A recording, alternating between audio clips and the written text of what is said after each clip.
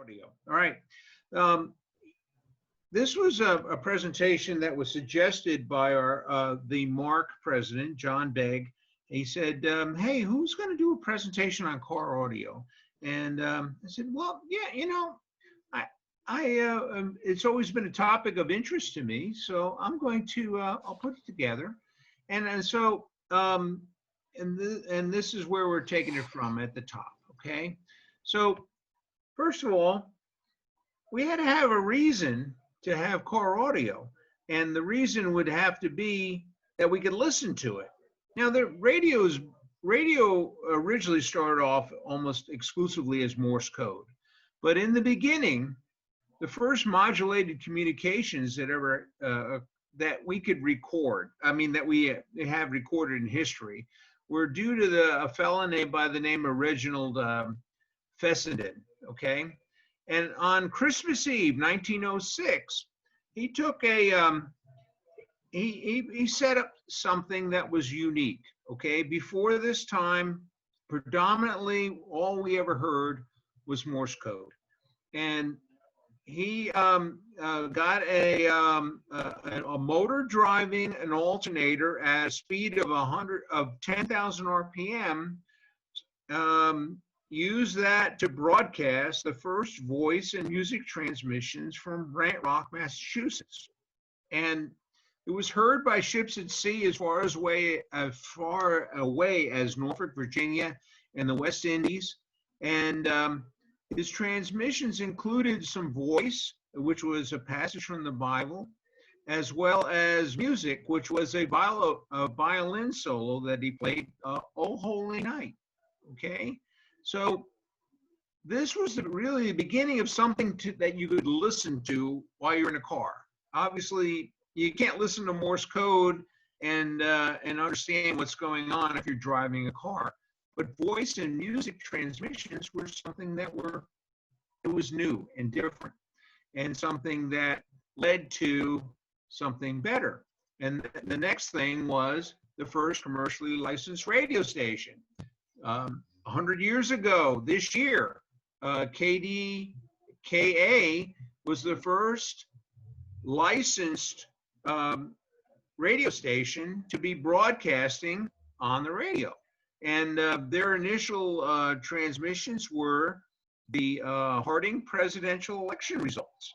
And folks really tuned into that, and it was something that was sponsored actually by Westinghouse. And the reason Westinghouse was, first of all, Westinghouse was very involved in radio during World War I, and they got involved in tube-based radio that could transmit and receive voice signals. Okay, and so now they're building radios for sale, and they said, if we had something to listen to, maybe we would sell more radios. So they kind of sponsored KDKA, and away it went. And so they launched this in November of 2nd, 1920. And after that, they continued to broadcast. And radio grew very quickly from there. At the beginning of 1922, there were 60 licensed radio stations in the United States. By the end of 1922, there were 573 stations and 1.5 million operating radio receivers. And by the mid-20s, there were 325 companies making radios and 60 companies making vacuum tubes. The beginning of commercial broadcasting led in a natural progression to the development of car radio. So a few years later, 1922, someone took a Chevrolet and made some modifications to it and got the first experimental radio in a car. Now, interestingly, it wasn't designed to listen to while you were driving. It was a platform from which you could receive radio signals, and the speakers were actually directed outside the car so you could go on a picnic or something and listen to car radio. But it was the beginning anyway. This was interesting in that the radio installation cost about $200.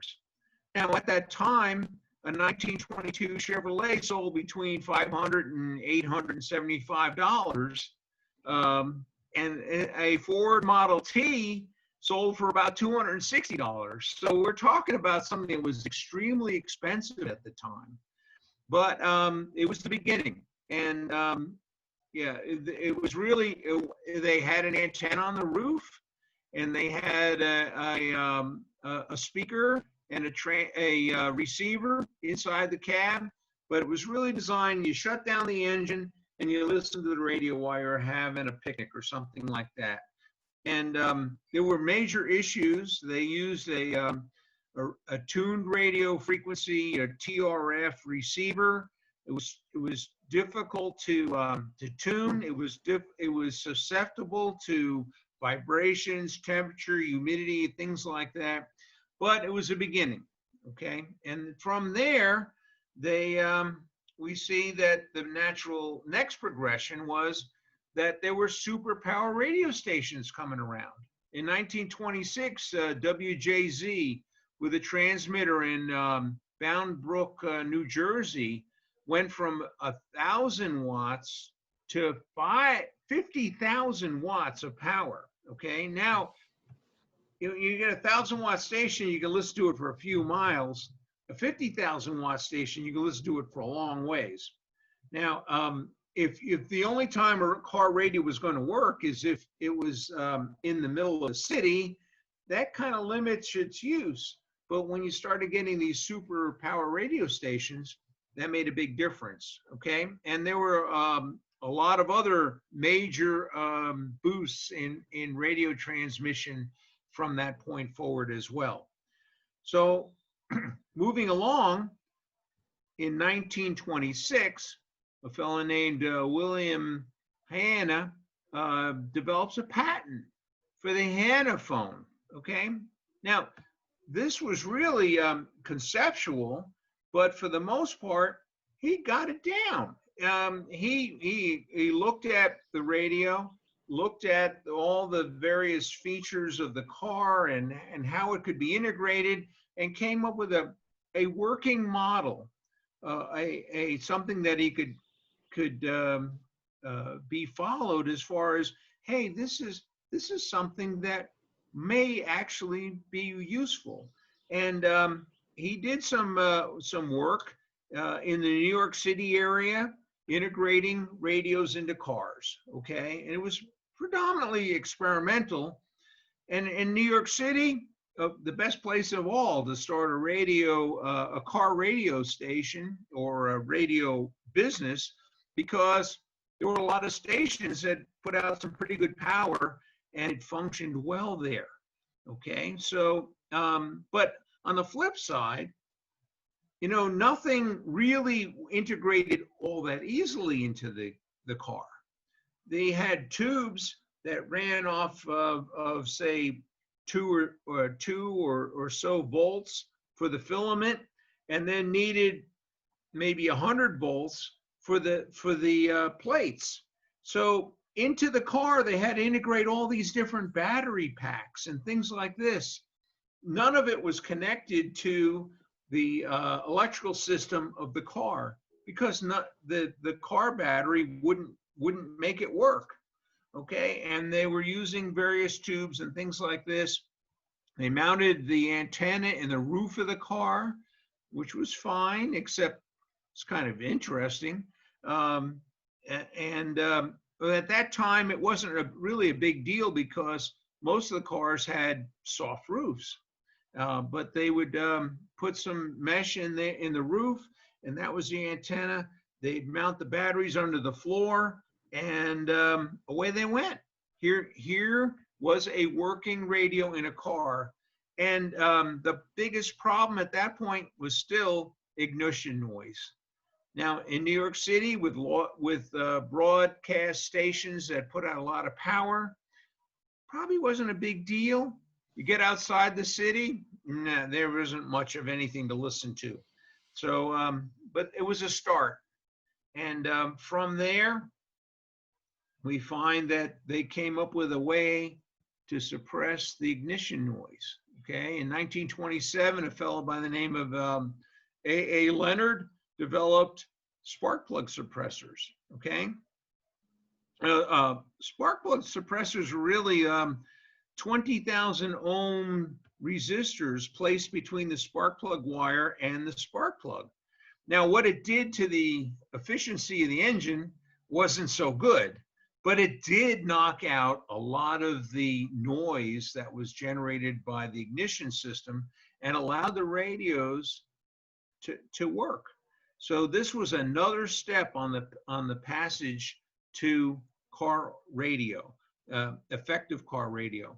So in 1929, we see the introduction of the transitone. Now, the transitone was based on Hanna's patent, okay? And it turned out that in 1927, a fellow by the name of Russell Feldman produced the transitone radios for installation automobiles, okay? It was the first real move forward. He used Hanna's patent for the Hanna phone and started this the manufacture of these transitone radios. And they were dual tuning radios. So it wasn't easy to tune or anything. As you can see, they took up pretty near all the dashboard here. And extended down here, you see all these tubes from the radio that were sticking below there. It was priced at between $150 and $250 installed. So they didn't sell very well. Again, they were talking about like half the price of a car almost.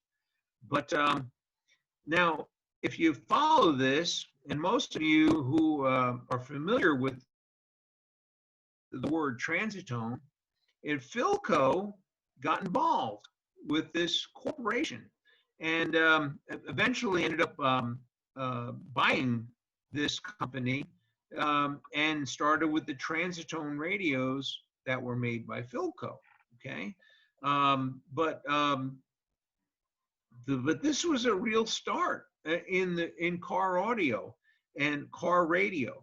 And shortly after Philco introduced the Model 3, which was priced below $100. Now we're starting to talk about something that people started feeling like they were almost affordable. And at the end of 1929, they got a major boost when the Delco Remy division of General Motors started putting or making available optional radios installed in their high-end Cadillacs and LaSalles for General Motors. So this was really moving things forward in the car radio industry. And then along came Mr. Galvin, okay? Now this is a story all unto itself. In 1930, Motorola, a concatenation of the word motor and Victrola, becomes the first real mass-produced car radio. The Model 5T71 was really the first mass-produced radio for cars, okay? It started one evening in 1929 when two young men, one whose name you may really relate to, a fellow by the name of Bill Lear and Elmer Wavering, took their girlfriends for a ride, and one of them mentioned, hey, you know, this would have really been a great car ride to see the sunset if there had been music playing in the car. Okay, well, this got Lear and Wavering thinking, and they said, you know, Bill Lear had been a radio operator in World War I, and Wavering, they started tinkering with some radio and saying, how could we get a radio to work in the car? And they took a metal encased Atwater Kent, which was a good start because it was well shielded by the fact that it was all in a metal encasement, and tried installing that in a car. to see if they could get it to work. And they played with this and they played with that, and both being pretty sharp electrical engineers as of the time, they were isolating the challenges of ignition noise and things like that down to the point where they actually got something that would work. And they were using suppressors and things of that nature. And one by one, they identified and eliminated most of the sources of electrical interference. And they ran into this fella named Paul Galvin.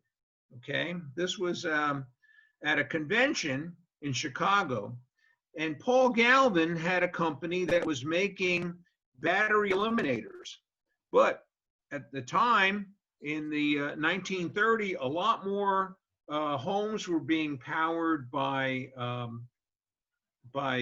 power locally rather than through having to use battery operated radios. And a lot of the new radios coming on the market were oriented towards being powered directly from the power grids. So he really was looking for a new product because he knew that battery eliminators weren't going to be in high demand for very long. So Lear and Wavering set up a shop in Galvin's factory and started making car radios. And one of the first ones they made, they installed in Paul Galvin's Studebaker. Well, Galvin drove this Studebaker about 800 miles to Atlantic City to a radio show. In 1930, the Radio Manufacturers Association convention, he parked the car outside the convention hall with the motor running and the radio blasting, and got enough sales to get things moving. And so the first production model was the 5T71, which he named the Motorola. Okay, so moving on from there, you see the Motorola had to be installed into the various cars. It wasn't really standard equipment, and it might have been optional in a couple of instances, but in 1930, his radio sold for about $110 uninstalled, and it took about 2 men to install the radio. It took 2 men 2 days to install the radio in a car. So a brand new car was selling for about $650, and his radio sold uninstalled for $110. It still was a very expensive luxury, but something that they worked through. And of course, in 1930, they're at the beginning of the Great Depression too. But they continued with this. They had to cut the ceiling open to install the antenna, or else they installed it underneath the car, which was always a dangerous place to keep things on those old roads that they had there. They had to cut holes in the floorboards and install A and B batteries because the radio would not work off the ignition or the electrical system of the car. And so they had a separate B battery for the plates and an A battery for the filaments. And then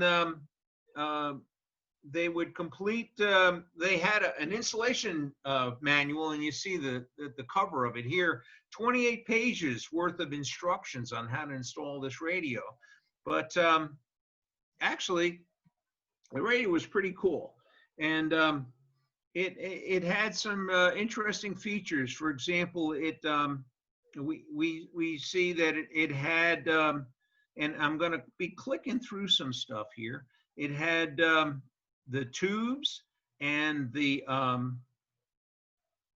it also had the capacitors that were necessary for tuning it, and a number of other features here. And see, I'm not seeing what you're seeing. So as I click, are these things changing on your screens here? No. No? Okay. Okay. Let me see if I can fix that at all. What are you seeing on the screen? I think if you hit from a view perspective, if you can, you see on the top where it says from current slide and make it into presentation mode, it may work. Okay. Go, Let's yeah, see. try that. No, yeah, you move back over. No, no, no, from current side. Are you seeing the same thing I'm seeing here? I don't know where you I would. don't know. Okay. Can you give me 1 second, folks? I have to take the, Presentation is down in the lower right there. You'll see a. okay. Give me a second. I need to take a little voice break. I apologize.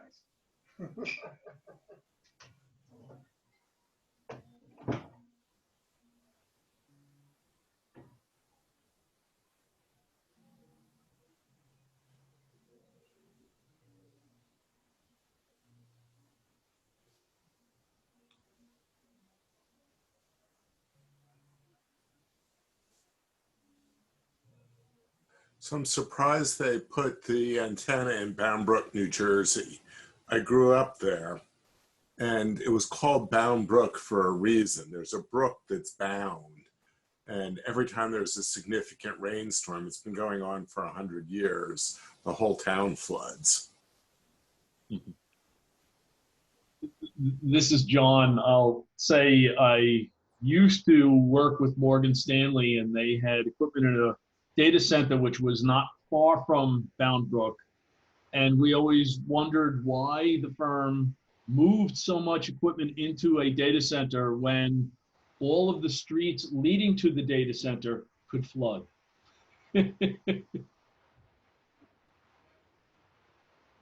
guess people have been making the same mistake for 100 years.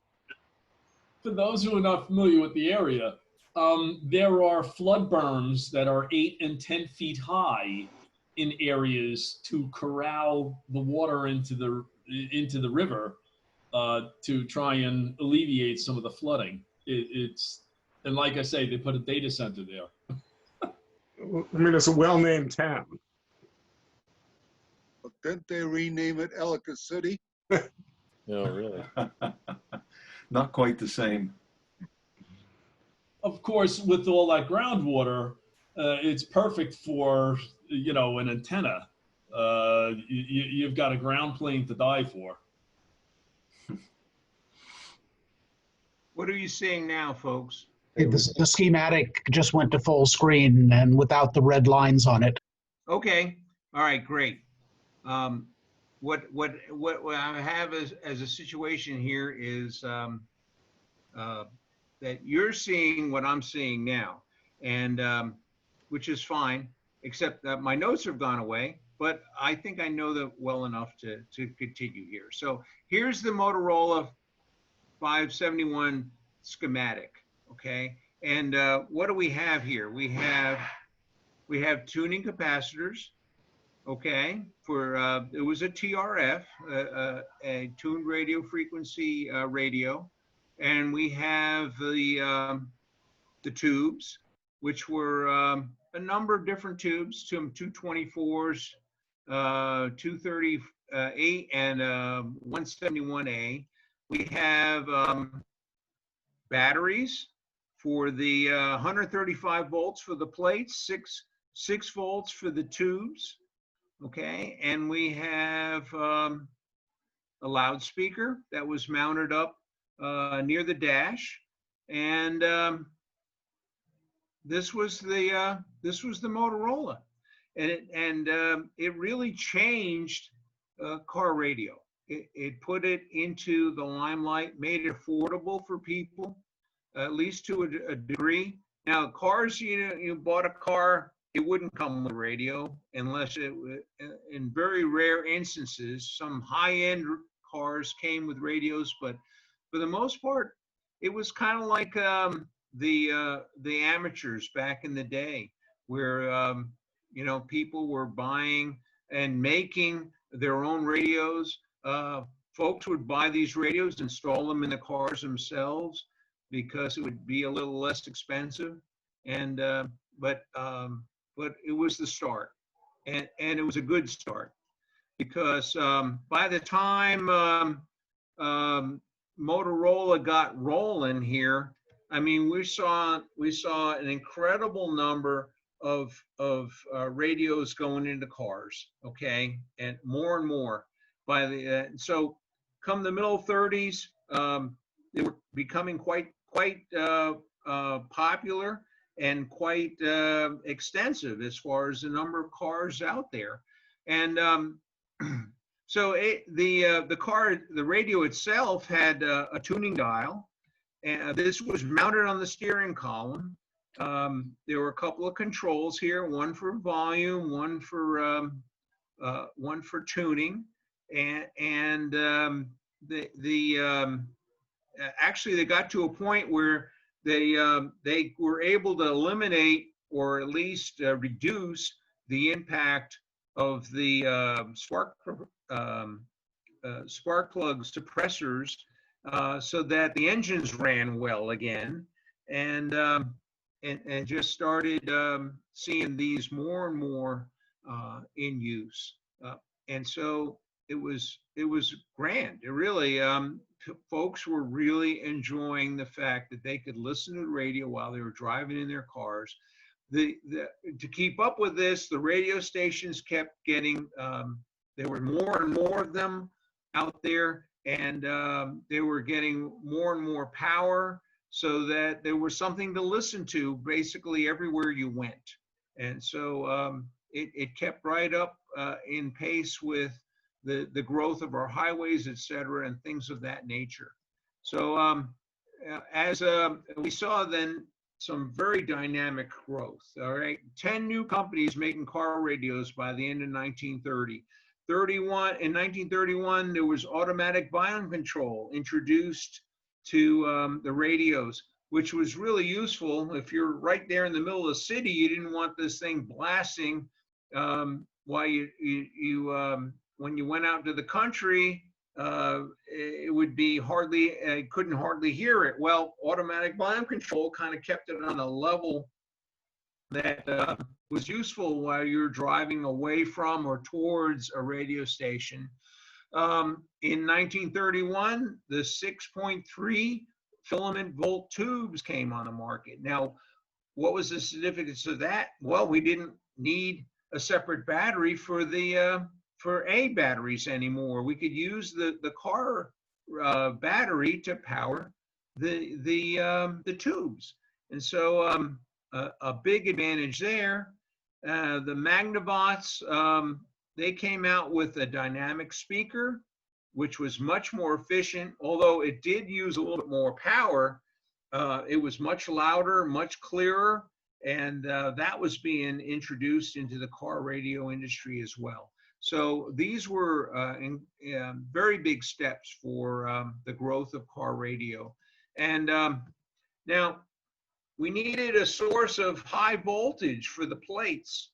Now, as you recall, earlier they did this with a bank of batteries mounted under the floorboards. In 1932, they invented the dynamotors. Okay, this was an electric motor that could run off the 6.3 volts of the car battery, but it would generate 120, 125 volts needed for the plates for the tubes in the radio. So it was another big step. And I think this one came out of Studebaker, and the other one was out of LaSalle, I think. These were images I was able to glean off of the internet here. But then along came 1932. And again, we introduced a fellow by the name of Bill Lear. He had a lot to do with the development of vibrators. Now, what was a vibrator? A vibrator was a device that could take 6-volt DC voltage and convert it into alternating current so that you could then run it through a transformer and get the voltages that you needed for the plate current. And with some capacitors on the other side, you could filter it and create a DC voltage that these tubes could work off of. Okay, now everybody, almost everybody I talk to knows that vibrators were used in a lot of different radios, but not very many of them knew how they worked. Well, let me show you how they work, okay? you've got a pole piece at the top here, and a reed and armature, and an outer contacts and inner contacts. Okay, and essentially what happens is you apply a voltage to the and it starts vibrating. Okay, now once it starts vibrating, what does that do? Well, let me walk you through it. Okay, this is a schematic for a vibrator, and as you introduce a current there, it causes it to move and make a different contact. Once that contact is made, now you have a voltage that allows for the a current to flow in a direction that generates something that you can run through a transformer. And click on this here. Okay, and so what happens is it generates a current, and that current looks like this down here, this B plus. So now once it makes that contact, then it goes the other direction, forming a current to flow in a different direction, causing a current to flow in the opposite direction of a transformer, which sets up a negative B voltage. And as you run this continuously, you develop an alternating current. Now it's a square wave, but it's an alternating current. Once you run that through the transformer, you can generate voltage, higher voltages with that. And that was the secret of the vibrator. So the vibrators came in two forms, this simple vibrator as well as the synchronous vibrator. Now the synchronous vibrator had one other component to it. You see this dotted line that's here? That connected these two reeds. So what that did was it eliminated the need for rectification. It just generated multiple pulses in a DC mode, okay? And some radios use synchronous vibrators, which are a little bit more complex. Others use the simple vibrator. But anyway, that was the beginning of a new phase of how to generate the voltages necessary to power the car radios. And as you know, folks who have been around this, you know, vibrators continued in service right up until the 60s with some of these radios. And they were, you know, being a mechanical device for the most part, a lot of times those were the point of failure for the car radios, but it was still a big advancement, a whole lot simpler than a dynamotor for sure. So they did have kind of an annoying buzz to them, though. Oh yeah, they did. But by the way, they were a little more complex than what I just explained. You can see there were all kinds of different filters and chokes and other capacitors and other devices that had to be incorporated into the vibrator. But essentially, now you know how they work at least, okay? So then as we moved down that road, 1933, they introduced some new tubes that were putting out a lot more power. Car manufacturers were increasingly offering radios, you know, built right into the cars and into the dashboards. 1935, there was a suppressorless radio that helped the engine to run a whole lot better. And in over the same time, roughly 1935, the turret top car construction became popular. Instead of the rag tops of the Model A's and the early Chevrolets, we started seeing steel construction on the roof. Now, that was a disadvantage in that up until this point, we could mount the antenna like in a chicken mesh kind of thing in the roof of the car. Well, these turret tops didn't allow that. So what was the next step? It was figuring out how to get an antenna on the car. So, like I said, this was the chicken mesh that we saw in the early ragtop type cars. Then they had antennas that were mounted underneath the car, which is not a very good place for them. They had some antennas that would mount around the spare tire. Ford used a lot of those. Then there were some really innovative ones, like this ribbon mesh here. It looks like a clothesline and mounted on top of the car. And this, how about this X-framed antenna mounted on the hood here? You know. Anyway, those were various approaches, but finally they came out. They said, "Hey, why don't we use whips? You know, whip antennas," and those became predominant. Here's an advertisement in 1938 for aerial antennas, and here's one that a young lady mounted on the hood with an antenna streaming behind her. Okay, one that was mounted by the windows here. Another one mounted on the fender. This one was very popular in the center here. It was an antenna that could either point downward along the windshield, or you could turn a handle and point it upward, okay? But up until 1938 or so, they never thought about using an aerial for an antenna. I mean, today we think of that, of course, well, today they're all integrated into that little shark fin on the roof, but you know, we saw aerials for years. It was interesting that they really didn't discover that they were useful that way until late in the 30s. But then we went through World War II. World War II, of course, everybody started making things for the war.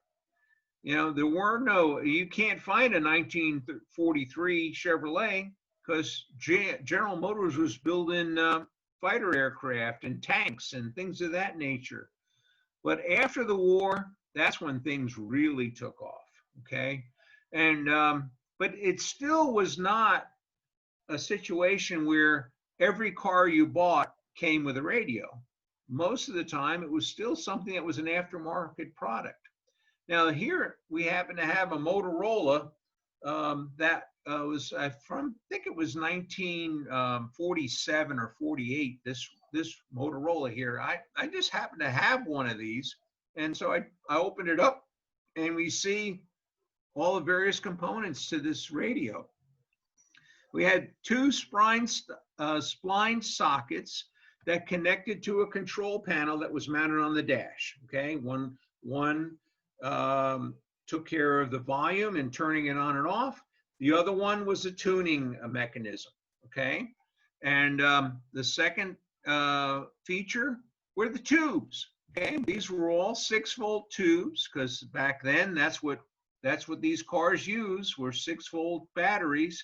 So the filament came directly from the car battery, and they powered up the filaments for the tubes. Then we also have the vibrator, okay? Now by the way, these are the same radio, just showing them from different angles here, but the vibrator generated the high voltages needed to, of course, they went through a transformer to get them up to those, but it generated the alternating current necessary to generate the high voltages needed for the plates of these tubes used in the radio. And then we have an inductive tuner, okay? That was important. You had to be able to tune to the different radio stations, etc. And a volume control, which just happens to be an ohm meter in here. That was the volume control, all working off of the spline connection to the dashboard.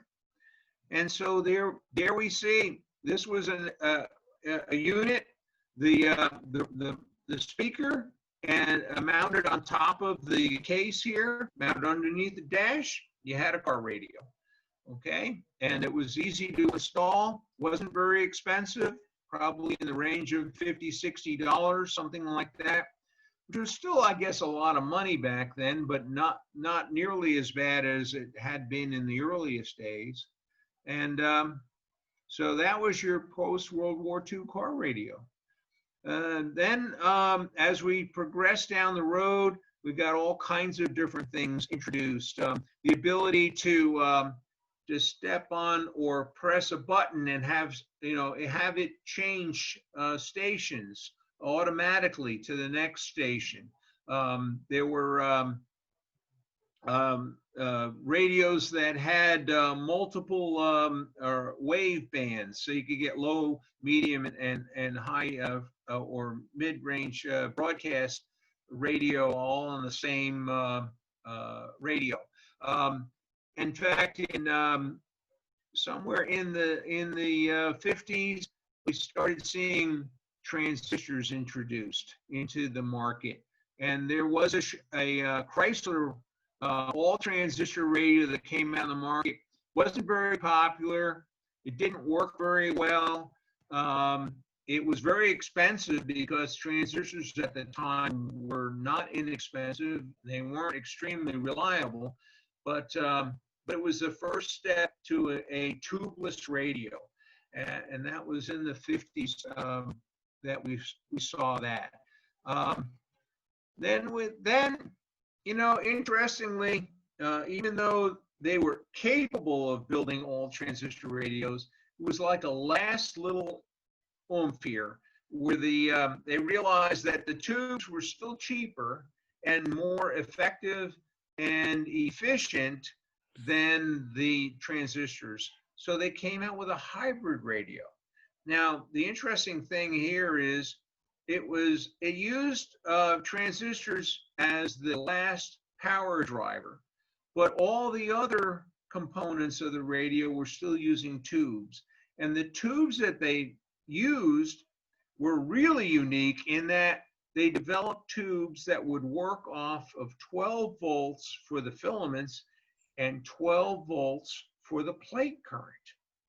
Now, if you take a standard audio tube, let's say, designed to work off of, say, 150 volts plate current, plate voltage, and you put only 12 volts on there, you may actually get a little signal out of it. Not much, but these tubes were optimized so that at 12 volts, they would actually function. And it's kind of cool to think about it. This is 1958. Tubes are essentially on their gasping breath. There's almost nothing left for them because the transistors are starting to eat them up. But they came out with these tube-based hybrid radios that use a couple of transistors for the final power, but all the rest of the radio was operating off of tubes. These unique 12-volt tubes that developed, and they did that for about 3 years, and then that was it. Okay, the end of the hybrid radio was essentially the end of the tube-based radios. They went to all transistor radios, and of course that's where we're at now, I guess. And a lot of people don't even use a radio anymore. They listen to satellite radios and things like that. It's hard to find an AM station that's worth listening to these days. Some FM stations are still pretty good, but so for the most part, we've come a long way. But really, that concludes my presentation. You see here a list of references.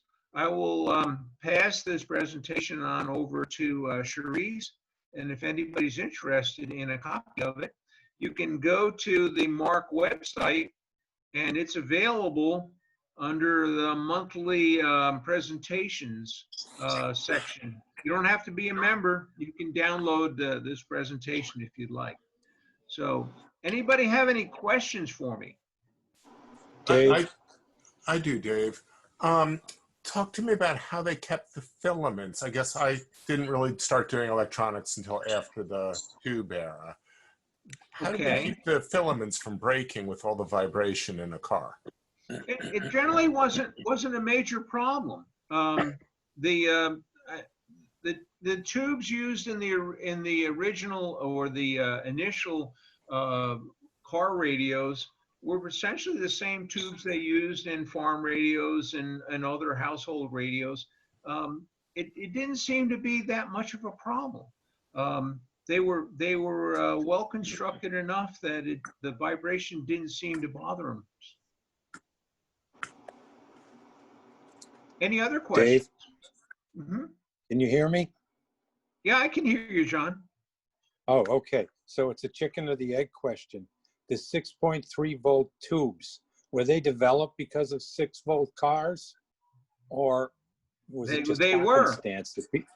They were, Yeah. and right around the time well, it wasn't exactly that way, because we saw 12.6 volt tubes, coming in around a little bit before the 12.6 volt batteries came out in cars, but some of that was driven by the aircraft industry, where they were using higher voltages.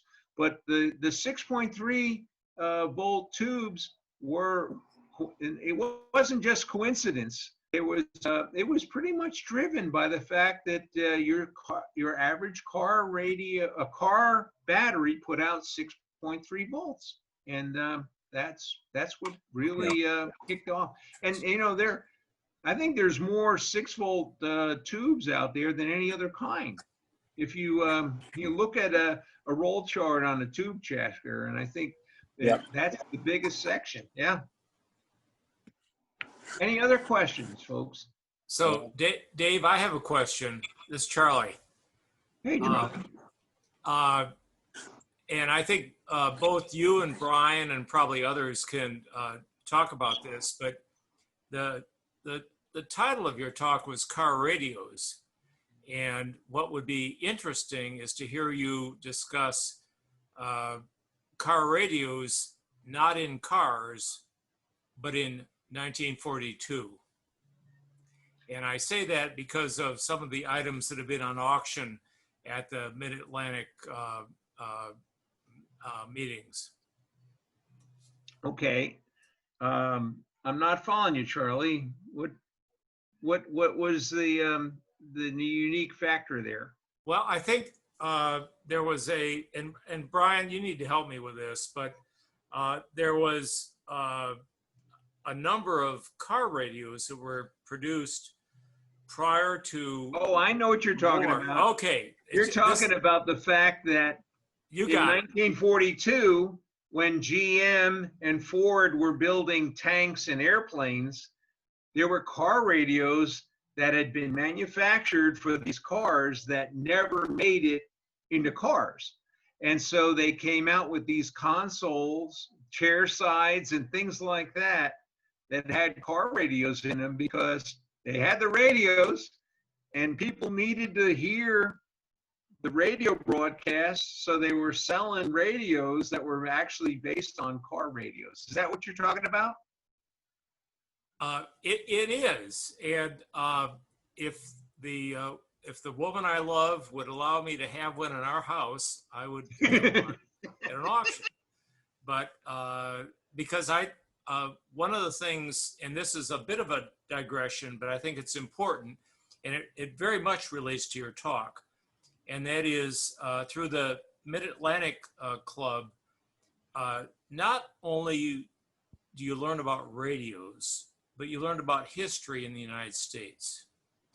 And you learned about how the American public lived at various times. And I thought your comments regarding the radios during the Depression and the AC/DC bit and all that were really on point. And the only thing I thought was missing that I thought would merit some discussion, and you've done it, is we had all these radios at the end of 1941 and nowhere to put them. And so they went into end tables. Yep, end tables, chair sides, things like that. Some of those are really excellent radios too. I mean, we're not talking Scots, with 25 tubes or anything like that. but the fact that, the American public needed to be able to tune in and listen to what was going on with the war.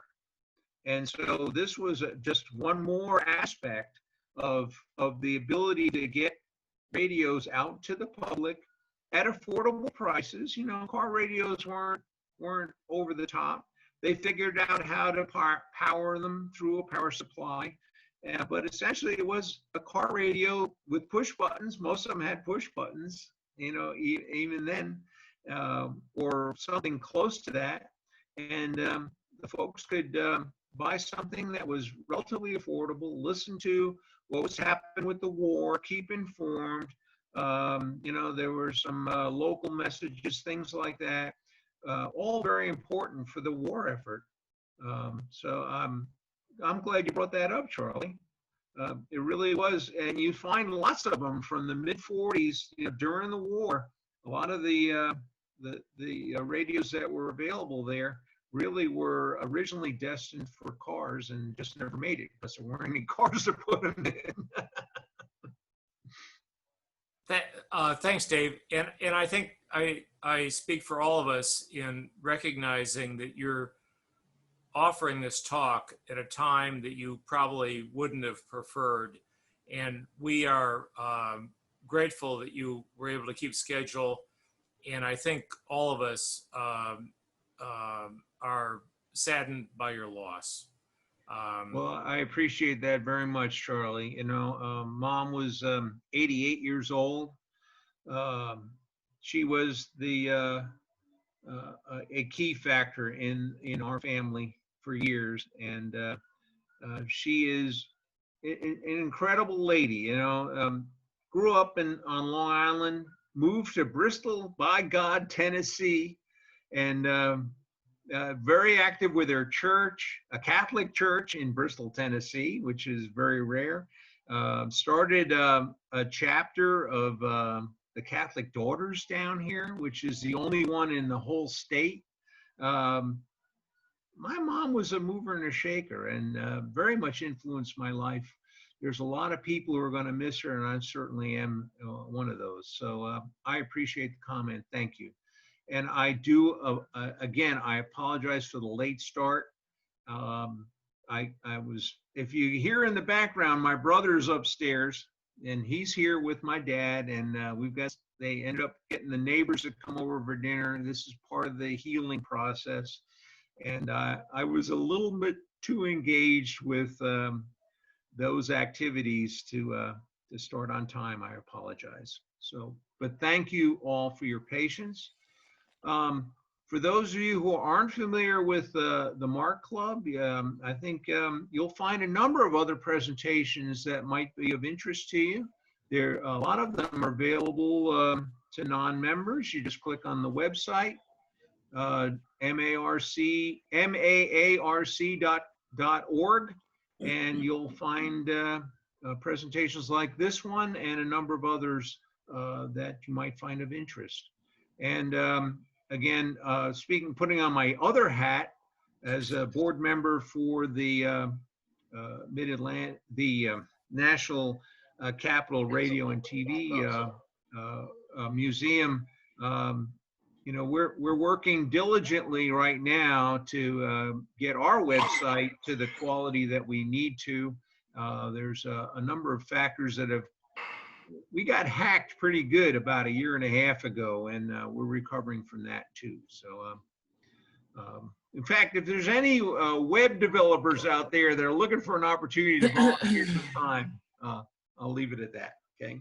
Thank you, Dave. Have anything to conclude for us? Yeah, no, I just want to say thank you so much for everything. And again, we do so sorry for your loss, and we thank everybody for tuning in, and we hope you enjoyed it. Be on the lookout for our next virtual Wednesdays. This has been going on and since COVID, and will continue as we enter our new normal once things open back up at the museum. So thank you, everybody. Look out for the next emails. If you have any questions, please be sure to email me at smalachi@ncrtv. And thank you. Thank you. Thank you. Okay. Have a good evening, everybody. Thanks. Have a I good got- evening. Great I got one presentation. last comment if you can take one.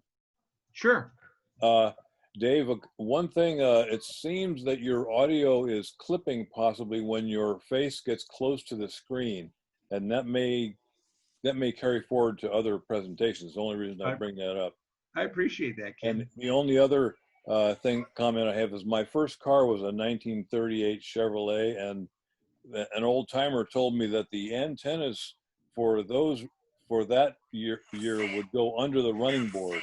Mm-hmm. Yeah. So I can imagine how that was. I think they probably only lasted until you got to the third pothole or something like That's that. right. You know? Thanks for a good presentation. Well, thank you. I have Dave. something you might be a little bit interested in. When I bought my first car in 1971, Mustang, it didn't come with an FM radio, and the AM station that I was trying to listen to faded at night. So their FM side, this was WGMS, the classical station out of Washington. So I got this from Radio Shack. And this is a FM receiver and converts, and then an AM transmitter that transmits to the car radio through the antenna cord that went back through. So I listened to that for many years before I bought the next car, and the next car had an FM radio in it. Well, appreciate that, Craig. I think I have one of those in my garage somewhere, and I'm trying to figure out how to use it practically. But yeah, there were a lot of different things. You know, of course, if you look at audio in cars, then you can start getting into record players. There were a number of those kinds of things down the road. Cassette players, 8-track, you know. Oh, 8-track, Bill Lear again. Bill Lear was, you know, I couldn't believe it. You know, here he was developing the Motorola for the Galvin Corporation, which eventually became Motorola in 1947. And, you know, years later, he's developing the Learjet, you know, and figuring out how to put 8 tracks on a tape that all the engineers said would only accommodate at the most 7. So, incredible developer, incredible engineer, and I had the opportunity to see him in a presentation when I was a midshipman at the Naval Academy. He came out there and spoke to us. I was really impressed with the man, very impressed. So hey, got that going for us too. Anybody else? Yeah, one last comment, Dave. First, thanks. This is Rich Calarco. Thanks very much for the presentation.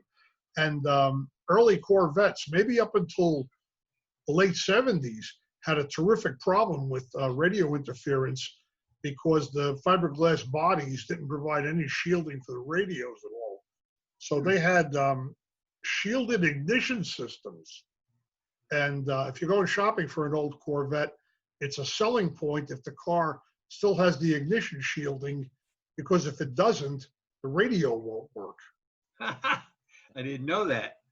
I had my first car was a 55 T-Bird. It came with a 6-volt battery and had a 6-volt radio, tube-based radio. But I didn't have any interference because it was all metal. So didn't have to worry about that. But the Corvettes, I didn't realize that fiberglass body was a real problem. And thanks for sharing that, Rich. All right, Cherise, shall we wish everyone a happy 4th of July weekend? Yes. Happy holidays, everybody. Thank you again for attending, and we'll see you in a couple of weeks, hopefully. Okay, guys. Thank you. Thank you, folks. Thanks, everybody. Thanks, Sharice. Thanks, Dave. Thank you.